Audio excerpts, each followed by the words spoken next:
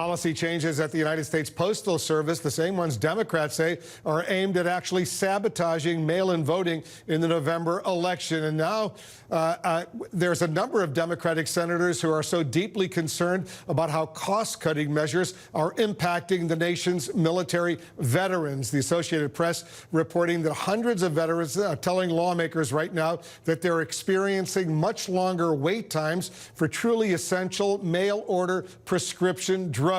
Former Veterans Affairs Secretary David Shulkin is joining us right now. He served under President Trump. Secretary Shulkin, thanks so much for joining us. So is there serious reason to be concerned for these veterans right now? I think there is, Wolf. The mail order pharmacy program at the Department of Veteran Affairs is one of its finest programs. In fact, it's earned the top rating from J.D. Powers in 9 of the last 10 years. It just operates flawlessly, except for now. And with the delays that we're seeing in the Post Service, we're hearing from veterans all over the country.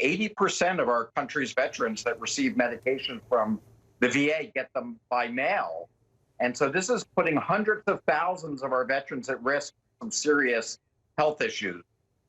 We don't need another health crisis right now in this country. And this one, unfortunately, is a man-made crisis, Wolf. Yeah, and remind us, the veterans, they're obviously very dependent on the post office to get their prescription drugs. Has that always been the case? Well, this mail order program that the Department of Veteran Affairs runs has been working so well for well over a decade, and we've relied upon the Postal Service, which has done an excellent job. And now all of a sudden we're seeing weeks go by and veterans, in many cases, just aren't getting the drugs in time. And that's not a situation that we can tolerate. It simply shouldn't be happening, especially during a time of a pandemic. We need to make sure that the parts of our healthcare system that are working under our control continue to work well for our veterans. And it's much broader than that. It's all Americans that are getting medications and checks and other things that they rely upon on their mail. So this is really a crisis that is coming at the wrong time, Wolf.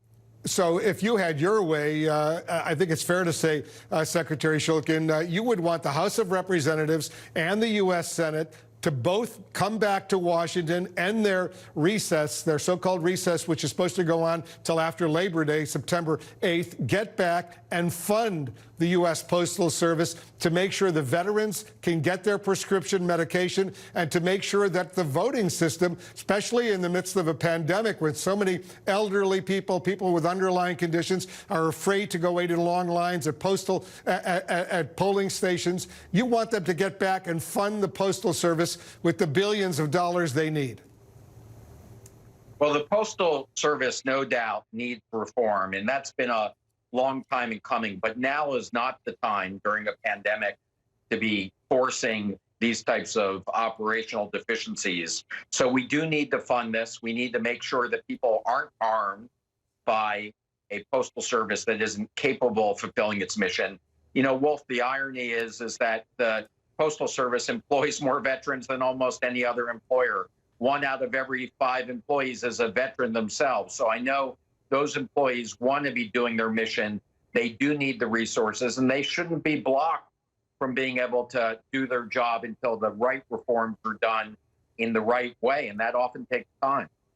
You know, it's interesting, Secretary Shulkin, a new CDC survey says that 41% of Americans surveyed are actually struggling with their mental health right now due to this pandemic. The mental health of U.S. military veterans is already an enormous concern. How worrisome is it now? How concerned, Secretary Shulkin, should we be about the threat of serious mental health issues and God forbid, suicide? Well, this is an extreme threat to the country. What we know about pandemics is that even after they go away, the mental health consequences don't often go away. And we're seeing 1,000% increase in the calls to our mental health lines around the country from this time a year ago. And, you know, this is a combination of social isolation, of fear, of uncertainty, and of a pandemic that for many is just going on and on.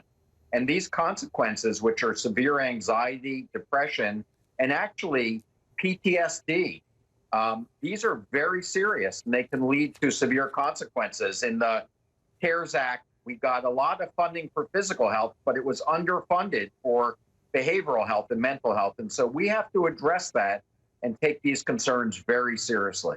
Absolutely right. Secretary Shulkin, thank you so much. Thanks for everything you've done for the U.S. military veterans over the years. Appreciate it very much.